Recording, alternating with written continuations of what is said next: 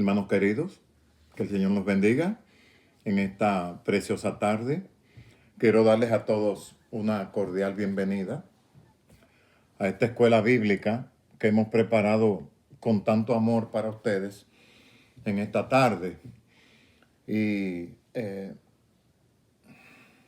como dice un refrán, que el orden de los factores no altera el producto, pues aquí o en la iglesia, lo importante es que llegue el mensaje, lo importante es que llegue el estudio. Y un refrán que nos pega muy bien ahora: al mal tiempo, buena cara, dicen por ahí. Así es que, amados hermanos, un saludo cariñoso de parte nuestra y de la Iglesia Bíblica Jesucristo el Redentor, de la cual ustedes forman parte.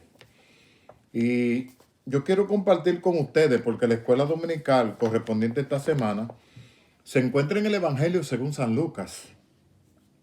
Y esta parábola solamente se encuentra aquí, en este Evangelio ya mencionado. Lucas capítulo 15, la muy conocida parábola del Hijo Pródigo. Y cómo nos hubiera gustado interactuar en esta escuela bíblica, pero no sabemos si será posible. En el expositor de ustedes tiene el número 2, la lección que corresponde este domingo, el número 2. ¿El título?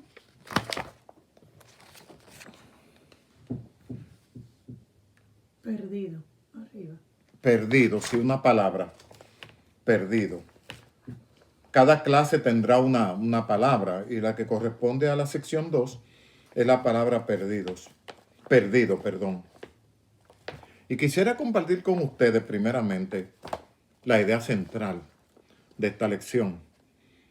Dice la idea central: sin Cristo estamos perdidos irremediablemente. Dice la idea central. Y la totalidad del estudio se encuentra en Lucas 15, del 11 al 24. Está dividido en 3 partes. Sería bueno ir parte por parte para así poder deslindar, explicar y escudriñar un poquito acerca de esta maravillosa parábola que yo considero una joya de la Biblia y de la literatura universal. Aquí hay una aplicación para la vida muy interesante y quisiera compartirla con ustedes, hermanos queridos. Dice: todos alguna vez hemos perdido algo. Hemos perdido nuestras llaves, el control remoto del televisor, o nos hemos perdido en el camino hacia un destino. Pero la consecuencia más severa es que todos estemos perdidos irremediablemente con relación a Dios. Estamos tan perdidos que no podemos encontrar nuestro camino de regreso a Dios por nuestra propia cuenta. No podemos cambiar por nosotros mismos nuestra conducta y desarrollo, ni nuestra naturaleza caída. Por tanto, es importante acercarse a Dios y depender del Señor para esto. El contexto es interesante. Dice: la parábola del Hijo Pródigo, como se le conoce comúnmente, está en medio de una serie de parábolas que presentan el amor del Padre al escoger con gozo a aquellos a quienes les concede el perdón divino. Al igual que la parábola de la oveja perdida, 15, 1 al 7, y la moneda perdida, 15, 8 al 10, esta parábola muestra el amor de Dios al rescatar y perdonar a las personas que se encuentran perdidas. En esencia, así como el pastor no descansó hasta encontrar la oveja perdida y la mujer no paró hasta hallar la moneda extraviada, igualmente el padre del hijo pródigo no descansó hasta que el hijo perdido regresó a casa. Alabado sea el Señor. Vamos a leer la Biblia. La primera porción está en Lucas 15, del 11 al 14. Yo confío, hermano, en que todos lo tengan. Si ustedes no pueden interactuar conmigo hoy, ustedes me van a hacer llegar sus comentarios más adelante. Sí. Entonces Lucas 15, del 11 al 14, que es la primera de 3 partes de la división de clase, dice así, pongan mucha atención, amados hermanos. También dijo, un hombre tenía 2 hijos, y el menor de ellos dijo a su padre, Padre, dame la parte de los bienes que me corresponde. Y les repartió los bienes. No muchos días después, juntándolo todo, el hijo menor se fue lejos a una provincia apartada y allí desperdició sus bienes viviendo perdidamente. Y cuando todo lo hubo malgastado, vino una gran hambre en aquella provincia y comenzó a faltarle. A partir de ahí comienzan ya las vicisitudes de este joven al irse de su casa. Hermanos, les quiero recordar que las parábolas están diseñadas bíblicamente para mostrarnos un ejemplo o una imagen de la vida cotidiana o de cosas que conocemos para dentro de sus líneas enseñarnos una verdad espiritual. ¿Usted ve? Y aquí es el amor y la bondad del Padre. Para comenzar, Lucas 15, del 1 al 14, dice, después que Adán y Eva pecaron, cuando escucharon que Dios se acercaba al huerto del Edén, se escondieron, porque sabían que habían hecho algo malo. Eso se encuentra en Génesis 3:8. Este mismo patrón, amados hermanos, continúa hasta el día de hoy. Hacer lo que nos plazca con autonomía, a no querer depender aún de nuestro Creador. Chocamos con el muro de la necedad y nos cae encima la pared de las consecuencias cuando no queremos depender de nuestro Dios. No sabemos suficiente, hermanos. No tenemos suficiente desenvolvimiento sin la persona de nuestro Creador. La decisión del hijo en esta parábola que decide abandonar a su familia y pedir la parte de su herencia. Y fíjense en algo, amado, algo interesante. Él no pide su herencia porque tiene necesidad. La pide por un deseo inconsciente. Él no pensó, no reflexionó acerca de lo que estaba haciendo. Él tenía simplemente un deseo desenfrenado de querer independizarse, ser autónomo, creyendo conocer al mundo donde él se dirigía, creyendo conocer al mundo a donde él iba. Y yo les insto, hermanos, que mientras compartimos esta maravillosa parábola del hijo pródigo, cuando hablamos del muchacho que pidió al padre la parte de su herencia que le correspondía, piense en el Hijo de Dios, que por alguna razón se apartó. Vea la casa del Padre o la hacienda como el reino de Dios y vea al Padre como una figura o una personificación de Dios.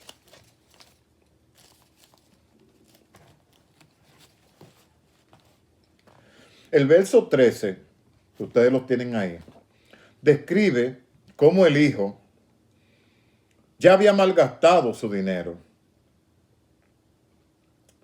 en cosas sin valor. Y después de haber derrochado todo, dice la Biblia, vino una gran hambre en aquella región. Y comenzó a experimentar lo que jamás en la casa de su padre había experimentado. Porque en la casa de su padre, en el seno de su familia, a este joven no le faltaba nada. No le faltaba nada. Así nosotros, en las manos de Dios, siempre en la presencia de Dios, aunque no tengamos nada, lo tenemos todo si tenemos al Señor. Porque nuestra provisión no depende de nosotros, sino que está en las manos de Dios. Entonces, para este joven, hermano, continuando, debió ser muy duro para él, que nunca le había faltado nada desde su niñez. Nunca. Podemos estar, hermano, en cualquier casa, podemos estar en un hotel de 5 estrellas o podemos estar en una choza, pero nada se compara con nuestra casa. Ni una habitación que mejore la condición de nuestra casa, ni una que la empeore. Va a igualar el estado de cómo se siente la persona en su casa y en el seno de su padre. Es muy distinto. El muchacho se vio perdido, sin esperanza, como era de esperarse, y sin un lugar donde refugiarse, donde acudir. El camino de los placeres de la vida y lejos de Dios parece un camino inofensivo, hermano. Parece un camino hasta atractivo. Parece novedoso. Es como estar a la moda. Estar nice como los demás. Pero eso es en apariencia nada más. Todo camino que emprendemos sin Dios, a la corta o a la larga, tiene un final trágico, hermano. Así es la realidad. Así mucha gente simplemente no desean ser dirigidos por Dios. Pero cuando todo se agota, nos escondemos, derrotados y avergonzados. Dios nos quiere evitar eso. Por eso yo siempre digo que la Biblia es un libro preventivo. La Biblia nos avisa de cosas que aún no han pasado, a ver si la podemos evitar. Y Dios es un refrán en el mundo, que nadie sabe lo que tiene hasta que no lo pierde. Ojalá nosotros sepamos y valoremos lo que tenemos antes de arriesgarlo o antes de perderlo. ¿Ves? Tenemos la ventaja de la palabra. Dios siempre avisa. Y así se sintió ese muchacho, sin esperanza, derrotado y avergonzado. Y desde luego, siempre estando bajo la mirada de su creador. Su padre siempre pensaba en él. Los caminos que hemos elegido sin el concurso de Dios pueden parecer atractivos al principio, como yo dije, pero el final es un desastre, es desastroso. Ya ustedes han captado el desarrollo de las consecuencias de este muchacho. Algunos lo ven como un acto de rebeldía. Y ya hemos visto ese espacio, ya esa parte. ¿Qué pasó después de haber pedido la parte de su herencia? Haberse ido del seno familiar. Cómo malgastó lo suyo. Cómo lo derrochó. Y ya hemos discutido lo que le pasó a él. Cómo me gustaría tenerlos a ustedes interactuando. Escuchar las opiniones de cada uno de ustedes.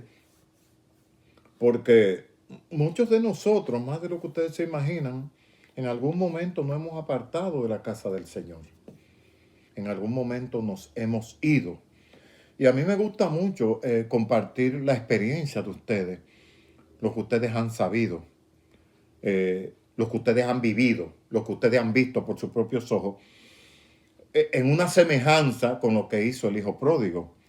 Me hubiera gustado compartir la experiencia de cada uno de ustedes. Pero no podemos interactuar, pero será para más adelante. Así que, amados, voy a invitar entonces a que pasemos a la segunda porción de esta parábola, que es Lucas 15, del 17 al 19.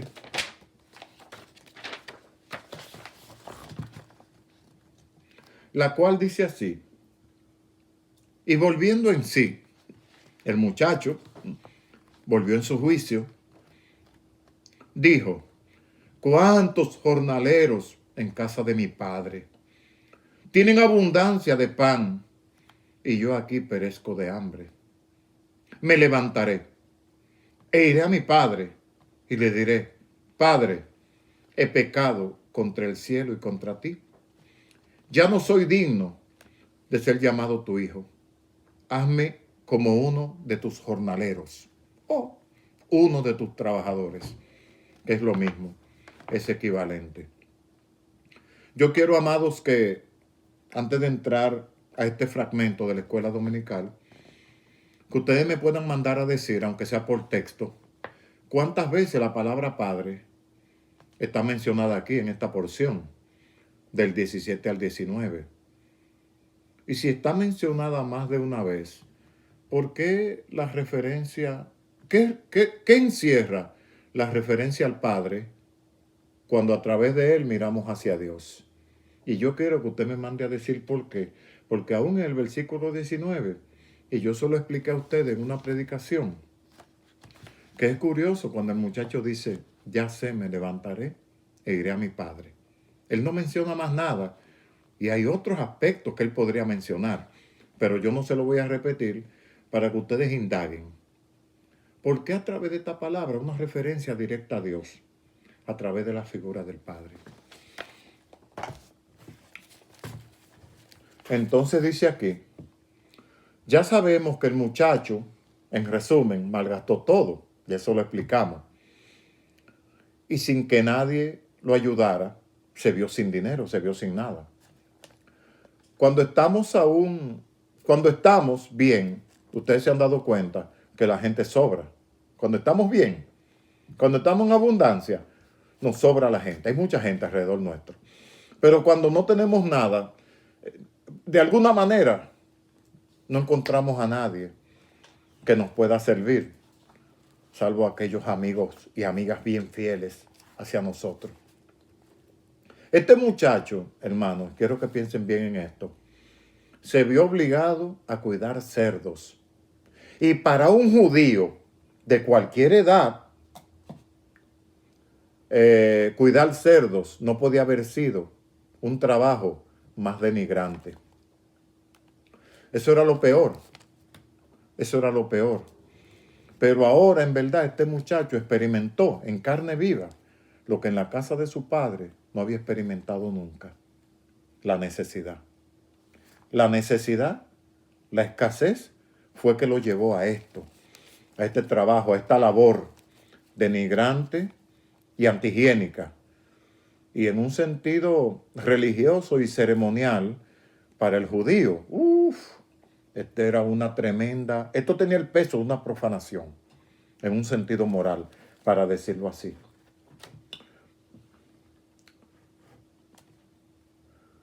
Sin embargo, ya en este trabajo denigrante, ni de la comida de los cerdos podía comer. Mire qué situación. Este muchacho estaba famélico. Es el estado cuando una persona está extremadamente débil por causa del hambre.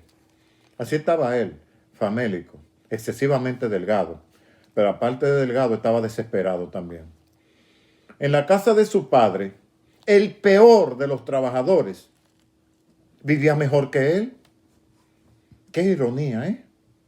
Qué ironía. Vivía mejor que él.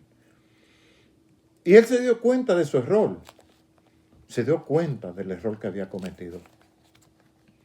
Qué bueno es cuando a tiempo podemos recapacitar y podemos corregir. Por eso dice la Biblia que hay que buscar a Dios mientras pueda ser hallado. Hay que llamarle en tanto que está cercano. Porque va a haber un momento que las personas quizás quieran recapacitar y va a ser muy tarde. Este no es el caso del hijo pródigo y este no es el caso suyo ni mío. Si usted conoce a alguien que esté en esta situación, háblele para que recapacite y vuelva a la casa de su padre. Con frecuencia, hermanos, la adversidad nos hace recapacitar y nos hace recapacitar a la mala, sin querer. Y el muchacho dijo, me volveré de mis caminos y regresaré a mi hogar.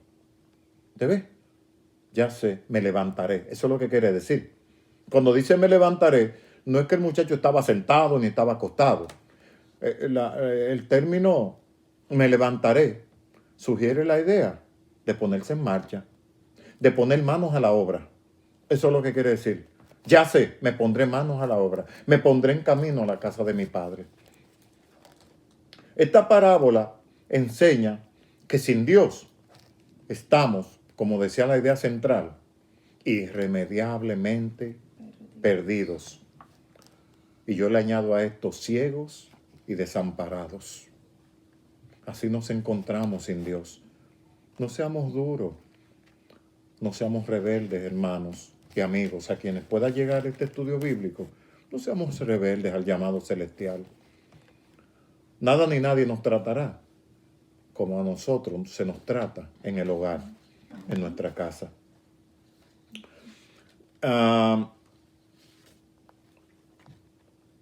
Desde la pérdida, debe el perdido, hermano, corrijo, debe el perdido o la persona que está apartada reconocer su estado verdadero y también dirigirse a Dios humillado. ¿Usted ve? La misericordia de Dios, aunque estemos apartados, nos perseguirá donde quiera que vayamos. Pero déjeme decirle que la decisión no recae, en este caso, en la misericordia de Dios. La responsabilidad recae en el individuo. La misericordia solamente nos recuerda el error, lo que hicimos, de dónde nos fuimos, pero la decisión nos cae a nosotros de volver, de recapacitar, de levantarnos. ¿Te ve? Entonces, dirigirnos al hogar, dirigirnos a casa. Y esto quiere decir, en un sentido espiritual, teológico, dirigirnos a Dios. El muchacho se dirigió a su padre. El padre es una figura de Dios en esta parábola. Por tanto, él debía regresar a su padre, humillado, todo perdido, o toda persona que esté apartada, debe o debemos regresar a Dios humillados. Porque, ¿qué dice Lucas 14:11? Que todo el que se humilla será enaltecido. Pero el que se enaltece, lamentablemente, dice la Biblia, será humillado. Por eso nos conviene ir a la presencia de Dios con la debida humillación delante del Padre. Y recuérdense, en el versículo 18 está la referencia. Hay una especial referencia al Padre. Ya sé, me levantaré e iré donde mi Padre. Yo quiero que ustedes me manden a decir qué significa esto para ustedes, porque es muy importante. Es muy importante. Dios no desprecia al que vuelve a Él. Dios no está con una cinta de medir, como ya yo lo he dicho anteriormente. Dios no está tampoco con el martillo del juez. Todavía, hermanos. Por eso es que el que esté apartado y el que piense hacerlo, ojalá recapacite y no lo haga. Porque después, al querer volver, quizás sea demasiado tarde. Todavía, Dios nos espera con brazos cariñosos, con brazos amorosos. Pero llegará el día, amados hermanos, en que ya el juez tendrá el martillo en la mano y la condena en sus labios también. Mientras tanto, está el amor de Dios. Hay un versículo interesante en Salmo 51:17 que habla de eso precisamente, de la misericordia de Dios, que no nos espera como el juez, no nos espera como el fiscal. Dice, los sacrificios de Dios son el espíritu quebrantado. Al corazón contrito y humillado no despreciarás tú, oh Dios. Así es Dios. Así es como el Señor nos espera. Así es como el Padre espera al Hijo, que por alguna razón se descarrió, se fue de casa. Finalmente Jesús enseña que el verdadero arrepentimiento se ve en aquel que no espera el día de mañana para buscar el perdón divino. Lo mismito que yo estaba diciendo hace un momento. Hay que volver a Dios mientras pueda ser hallado. Si nosotros estamos firmes hasta ahora, démosle gracias a Dios por eso. Y si algún pensamiento de querer apartarnos, algún sentimiento de frialdad dentro de la obra de Dios, reprendámoslo en el nombre de Jesús, porque tenemos el poder. Pero hermano, esta lección, esta escuela bíblica, no solamente nos sirve para educarnos a nosotros, no solamente es un medio para advertirnos a nosotros de las consecuencias de irse de la presencia de Dios, sino por causa de otra persona, amados hermanos. Dios puede poner personas en tu camino y en el camino nuestro que estén en esta condición y estén desorientados, no sepan. Y qué bueno que nosotros estemos ahí. en el sitio apropiado y en el momento oportuno. Y decirle a esa persona, mira, levántate, ve a tu padre. Mucha gente piensa que Dios no lo va a recibir, que su pecado es demasiado grande. Eso no es lo que enseña la palabra de Dios.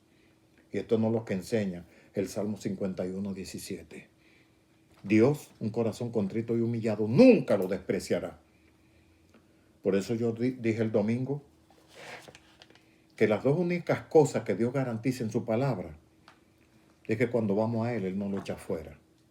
Eso es lo primero. Lo segundo, que estará con nosotros todos los días. Y si Él lo prometió, Él lo cumple. Pero qué triste cuando tengamos que esperar demasiado tarde para ir a la presencia de nuestro Padre.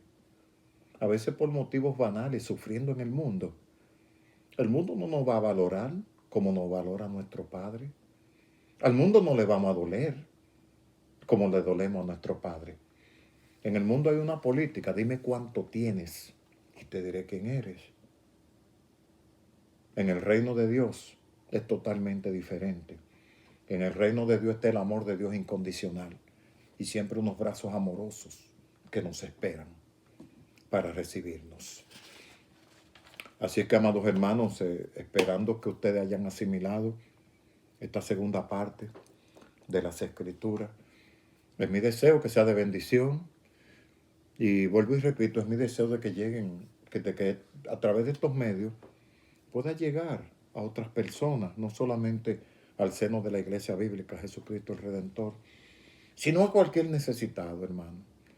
Qué bueno es ver una luz al final del túnel, cuando estamos lejos de la casa del Padre y todo es oscuridad, todo es desesperanza, todo es angustia. Dios es la mejor esperanza que hay. Así que, amados, vamos a leer esa tercera y última porción. Por favor, comparta sus inquietudes, comparta sus comentarios. Ojalá el Espíritu Santo lo inquiete tanto a usted, después de este estudio bíblico, que usted sienta la necesidad de contestarle al pastor. Sea por texto, sea por un video, como usted quiera. Él mata por señales de humo. No, por señales de humo no lo hago. Yo no he aprendido a leer así. Pero mándeme su respuesta, hermano. Me voy a sentir muy contento de que usted se integró y participó. Porque esto no es cuestión de leer y seguir caminando.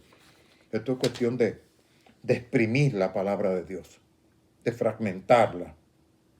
Usted ve la prensa que maja la caña y el dueño de la caña, hasta que no le saque el último jugo, no está quieto.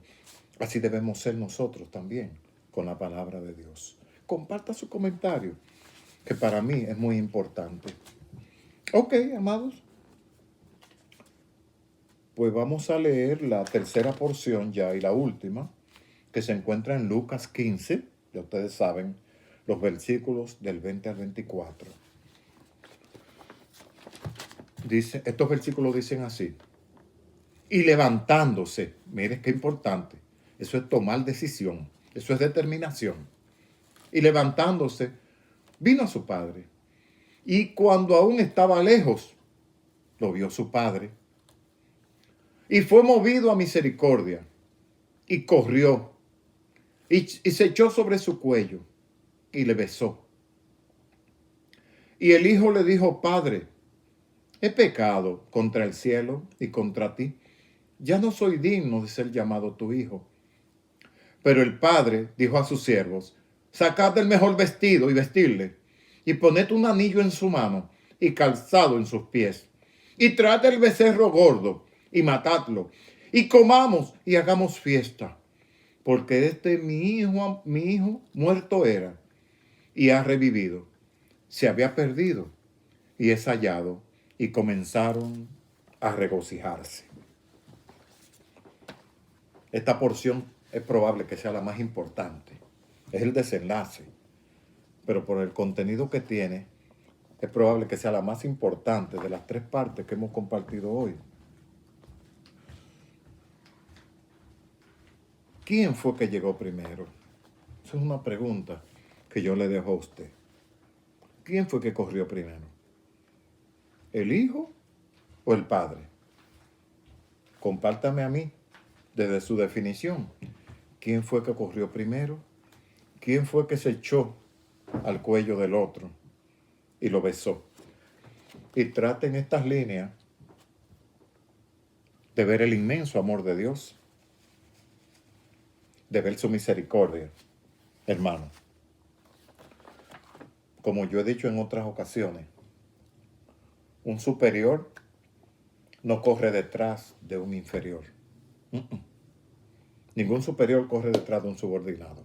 El subordinado es que tiene que correr. Aquí se invierte el orden. Dios nos ve de lejos y Dios se apresura a recibirnos.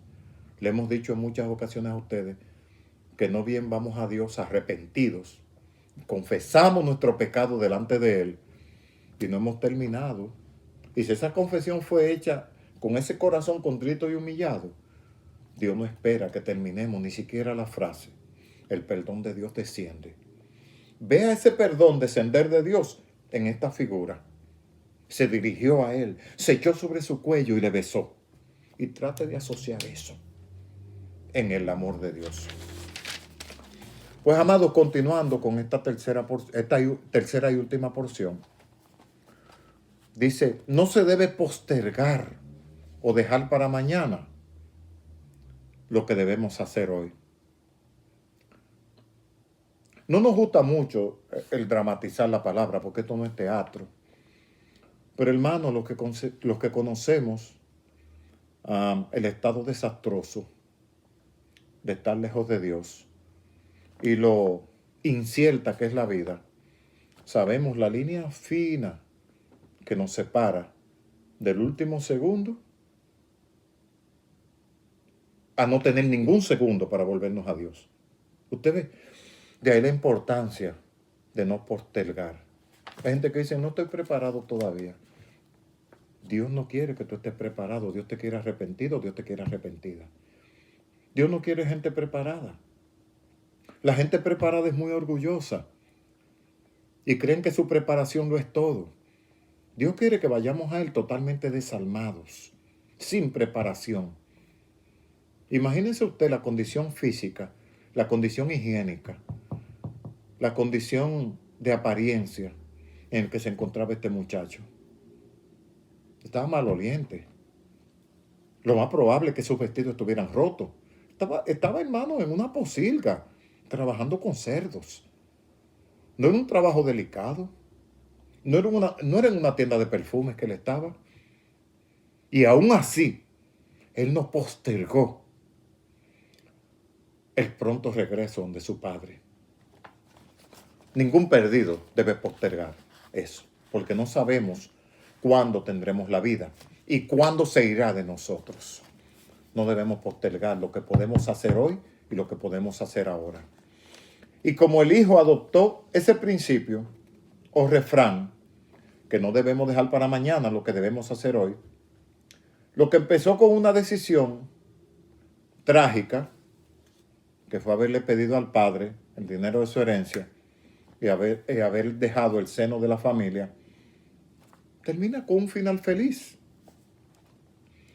Alguien dirá, ay, hermano pastor, pero eso es fantasía, eso no es la realidad. Mire, el Salmo 37, verso 37 dice, porque hay un final feliz para el hombre de paz. Si Dios dice que el que se vuelve a Él tiene un final feliz, a mí no me crea, pero créale a Dios, créale al Señor. Entonces esto tuvo un final feliz, este desenlace, al volver el muchacho al seno de su padre. Quizás al regresar a casa esperaba lo peor. Esperaba lo peor. Yo hubiera esperado eso, hermano. Tomando en cuenta todo el background, todo el pasado reciente que tenía ese muchacho, cualquiera espera lo peor. Un reproche por la vida desenfrenada, quizás desprecio por parte de su padre. Pero al llegar, encontró todo lo contrario. Es que, amados, Dios no es como los hombres. Los hombres estamos tan prestos a decir la odiosa frase, tú ves, yo te lo dije. Dios no es así. Dios, cuando puede hablar, cuando tiene todo el derecho de reprochar, Dios mejor calla su boca y abre sus brazos y su corazón. Eso diferencia a Dios del sentir de los hombres. ¿Usted ve? Y encontró un panorama totalmente distinto al que él esperaba. Su padre lo recibió con amor. Y lo bueno de este muchacho fue que él no justificó sus errores, sino que lleno de vergüenza, reconoció lo que había hecho. Esto es muy importante, hermanos, por el versículo que yo les di anteriormente, que el que se humilla será enaltecido. Habemos personas que por lo general siempre nos estamos justificando. Dios no quiere eso. Dios quiere simplemente que vayamos a Él, sin mucha palabrería, y Él nos recibirá. Pero hay gente que siempre tiene un argumento, siempre se defienden, siempre se disculpan. Y en el orden del perdido y Dios, en el orden del Hijo y el Padre, no debe aplicarse ese orden, hermanos. Debemos olvidar las excusas, reconocer que le hemos fallado a Dios. No hay nada más noble, no hay nada más elevado que decirle, Señor, fallé. Señor, fallé. Recíbeme. Mire, hermano, usted no lo habrá dicho bien. Y ya los brazos de Dios, del Padre, de nuestro Padre, ya lo tendrán a usted sujeto. Gloria a Dios. Qué buen panorama se encontró este muchacho. Para su sorpresa, el padre no había dejado de amarlo. Y cuando lo vio venir, ¿quién fue el que corrió? Se le dejo esa pregunta a ustedes, amados hermanos. Porque ahí está la misericordia de Dios, siempre presta. Y el amor de Dios, que no avergüenza. Y las cosas no se quedan ahí. Manda a sus criados a que le hicieran una gran fiesta al muchacho. Una celebración. En vez del reproche, en vez de la indiferencia, en vez de darle al muchacho lo que realmente se merecía. ¡Wow! ¿Qué padre es este? ¿Qué padre terrenal hace una cosa así? Mandó a hacerle una fiesta al muchacho y acompañado de la fiesta, un banquete. Eso es lo que nos dice la palabra de Dios. En esta historia resalta el perdón y la inmensa misericordia de Dios. Cuando un pecador se arrepiente de sus pecados y corre a los brazos amorosos del Padre, jamás será rechazado, hermanos. Eso es un principio inherente en la naturaleza de Dios. El que viene a mí, yo no le echo fuera. Y todo aquel que invocar el nombre del Señor será salvo. Si Dios hizo esta declaración y vamos a Dios y Él nos espera con una cinta de medir y nos echa en cara, entonces Dios está negando su propia naturaleza de misericordia. Dios no es así. Y voy a terminar, amados, con un versículo que habla mucho de la misericordia de Dios. Y se encuentra en Juan, capítulo 1, versículo 19. Leemos: si confesamos nuestros pecados, Él es fiel y justo para perdonar y limpiarnos de toda maldad. ¿Se ve? Muchos errores, pero Dios nos limpia una sola vez y para siempre. Y Dios no es el que perdona y después recuerda. No. Si Dios perdonó, eso se quedó sellado. Eso fue echado al fondo de la mar. Usted no va a esperar que Dios venga para atrás a hacer ningún reproche. Dios no es así. La naturaleza divina no es así. Así es que, amados hermanos, espero que haya sido de una gran bendición esta escuela dominical, como lo ha sido para nosotros. Comparta sus comentarios. Yo quiero ver, hermano, el resultado de esta escuela bíblica. Hágalo como si estuviéramos juntos. Recuérdense, hermano, que el orden de los factores no altera el producto. El hecho de que no estemos juntos físicamente en un mismo recinto no quiere decir que no nos comuniquemos. Estamos confinados, pero no estamos paralizados. Así que comparta conmigo qué le tocó, qué usted aprendió de esta parábola del hijo pródigo en Lucas 15. Dios le bendiga. Quiero elevar una breve oración al terminar.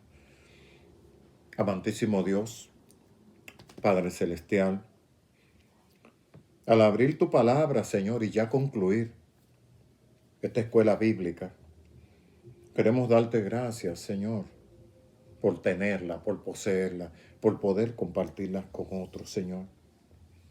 Te ruego, Dios, que tu palabra haga el trabajo. Dice que no retornará vacía. Y que nuestros hermanos, ojalá ninguno esté en el lugar del hijo pródigo. Ojalá todos, a los que llegue este estudio, estemos en el seno, en el hogar de nuestro Padre.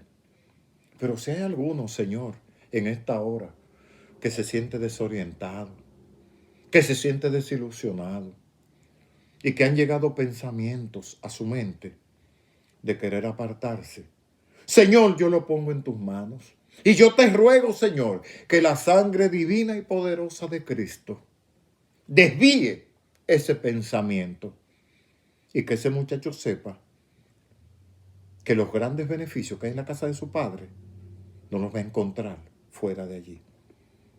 Señor, bendícenos a todos y que esta palabra quede vibrante en nuestros pensamientos, por si sabemos de alguien que también se ha apartado del hogar y de la casa y podamos ministrarle a través de lo que aprendimos hoy. Gracias, Señor. Muchas gracias. En el nombre de Jesús. Amén y amén. Hermanos, que el Señor les bendiga. Un saludo fraterno a toda la congregación. La Iglesia Bíblica Jesucristo el Redentor, su pastor Wenceslao Sánchez. Dios le bendiga, Dios le guarde.